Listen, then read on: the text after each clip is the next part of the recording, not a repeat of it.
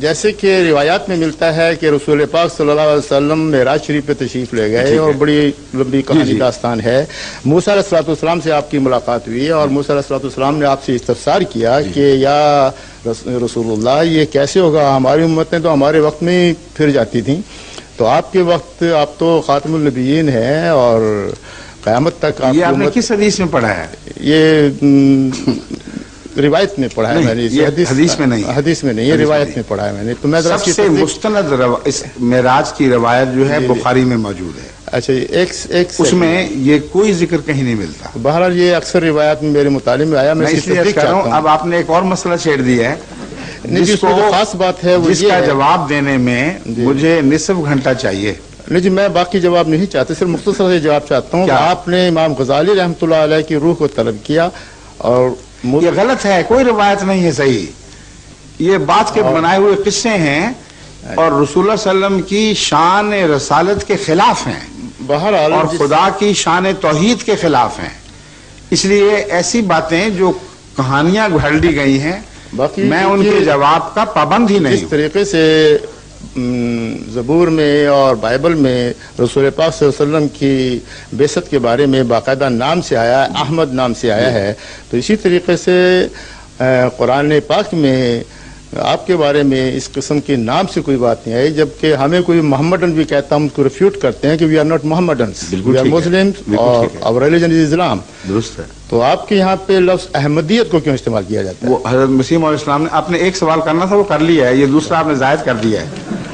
مگر بہرحال آپ کو عادت ہے کلاس کو جتنا لمبا کھینچ لیں. بات یہ ہے سوری میرا گلا پرسوں تک بالکل بیٹھا ہوا تھا، خدا نے فضل کر لیا میں بول رہا ہوں.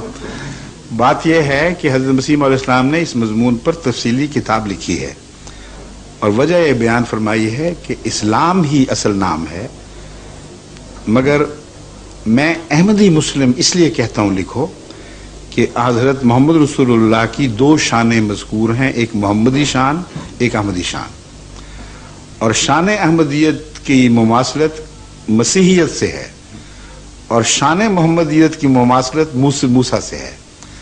آپ کے پہلے دور میں محمدی شان نے جلوہ دکھانا تھا، اگرچہ محمد اور احمد بیک وقت آپ تھے، مگر دوسرے دور میں احمدی شان نے جلوہ گر ہونا تھا. اور اس کی تائید میں آپ نے گزشتہ عظیم مجددین کے حوالے دیے جنہوں نے یہ لکھا ہے کہ آخرین کا جب وقت آئے گا تو ایک حضرت مجدد علی ثانی یہ لکھتے ہیں کہ شان محمدیت کا رفع ہوگا اور وہ اٹھا لی جائے گی اور شان احمدیت ظہور کرے گی. اب وہ بزرگ جنہوں نے کوئی دعویٰ نہیں کیا ایسا، انہوں نے اپنے نفس کی خاطر یہ باتیں ایجاد نہیں کی. یہ ادوار ہوتے ہیں، جیسے موسیٰ کی امت موسیٰ کی تھی مگر اس کا ایک مسیحی دور مقرر تھا، اور موسیٰ نے جو پیشگوئی کی محمد نام سے کی، مسیح نے جو پیشگوئی کی وہ احمد نام سے کی. پس لازماً مسیحی دور میں آپ کی احمدی شان نے جلوہ گر ہونا تھا. اس طرف اشارے کی خاطر آپ نے فرمایا کہ اپنا نام احمدی رکھو، میرے نام پر نہیں، محمد رسول اللہ علیہ وسلم کے نام احمد کی برکت کے لحاظ سے. جزاک اللہ.